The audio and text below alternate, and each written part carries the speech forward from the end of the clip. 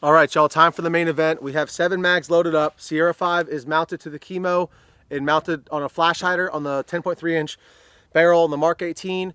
We're gonna run through this as fast as possible. We're gonna see if we have any stoppages or any, more importantly, any damage to the can during the test or after the test. We'll take it off and take a look at the blast baffle inside and see what we could find. So without further ado, let's just start shooting. So got all 7 mags loaded up right here.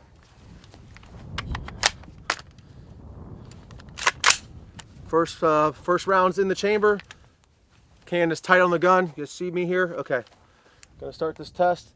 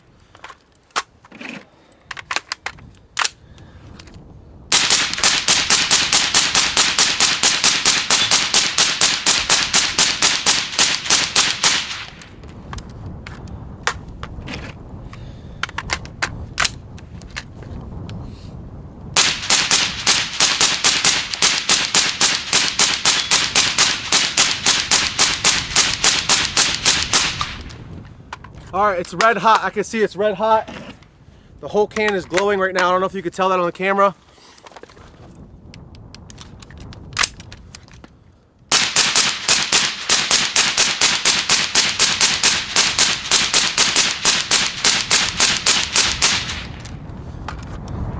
Last mag. This thing is super hot right now.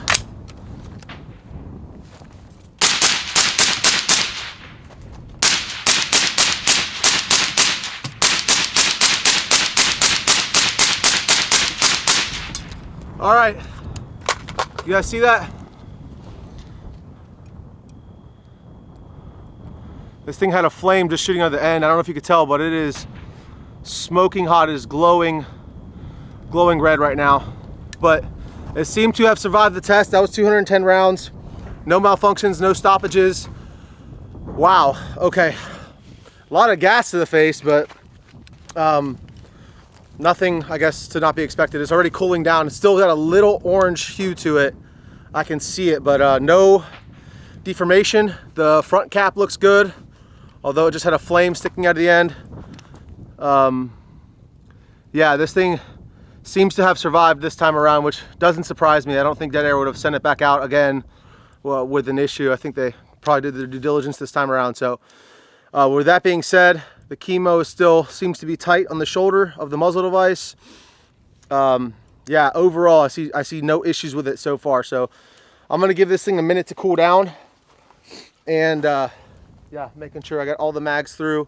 That was 210 rounds in, like, I don't know, whatever the footage is, probably like 30 seconds, or not 30 seconds, probably like a minute and a half ish.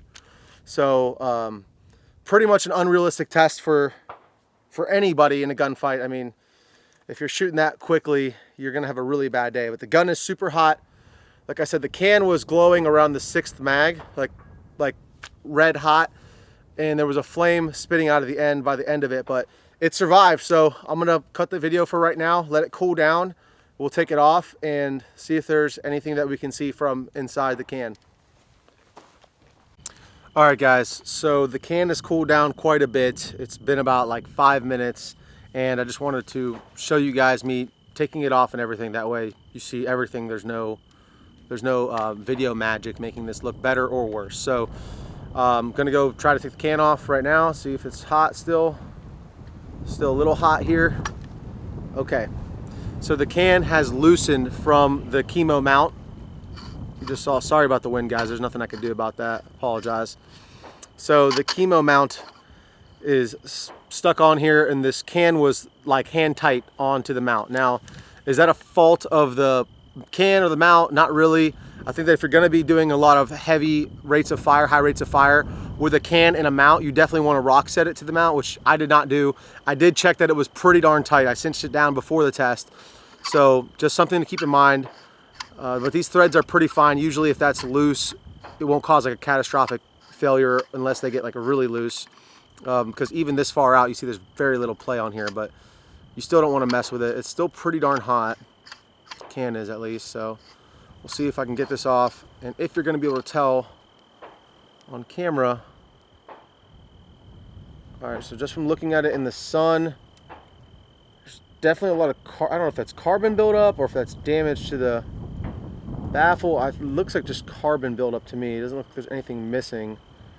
But you guys can be the judges. You're not going to see anything here. I'll roll in some, let me see if I can get it to focus. You're not going to be able to see it. I'll roll in some pictures of this on the screen here right now, but the baffles on the edges where I had the issue before, where the baffles were literally getting torn out of the tube, those welds look fine. They don't look like there's anything wrong with them. I just think that buildup on the edge is a lot of carbon buildup. Again, you guys might know a lot more about that than me, so I'll roll in some footage here. The chemo itself, you can see there's a ton of carbon just caked up on this thing. I did want to just say DearAir did not pay me, or obviously this, you know, the first video I put out did not look good for them. This video looks a lot better, obviously, but after everything that happened, I know it's still a bad taste in a lot of y'all's mouth as far as the company goes and the reputation. All I can say is that as a customer, if I hadn't had Mike Papps' number, I would have definitely been more frustrated. However, now that I have the can back, it seems to have been functioning well. Overall, for the size, the can is actually pretty decent. I actually like it, but the way it was all handled, that's for all you guys to decide. I'm not going to be pushing one way or another. I'm just here to report what happened. This Sierra 5 that I got back survived the test, survived 210 rounds. I don't see any damage to the baffles.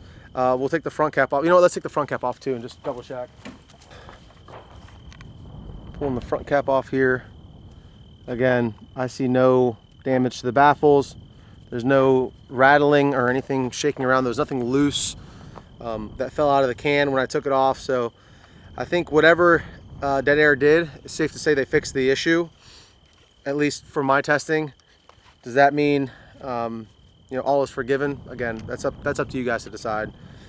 Sorry this is such a long video. I didn't really have this thing scripted out or planned. I just got the can back and then got out here as soon as I possibly could to get this footage to you guys to show you. For those of you who are wondering, this thing survived when it came back, so hopefully the rest of the cans that got sent out are built to the same quality and the same standard, and hopefully everyone who bought a can after my video and who maybe hasn't even got it yet or who just got it, hopefully they're all built to this can specs, because this can did pretty darn good. So we'll have more footage, we'll have a more long-term review on this coming up, but for now, thanks for staying to the end of the video, guys. If you want to support the channel, like, comment, subscribe. You could do a super thanks. I'm super thankful for everyone who does a super thanks. I've only gotten one so far, so big shout out to that guy. And then anything that you guys want to do with Brownells, RDB10 will save you 10% off. And then lastly, rangedaybro.com for merch and stuff. But thank you guys so much. Love you guys. Take care.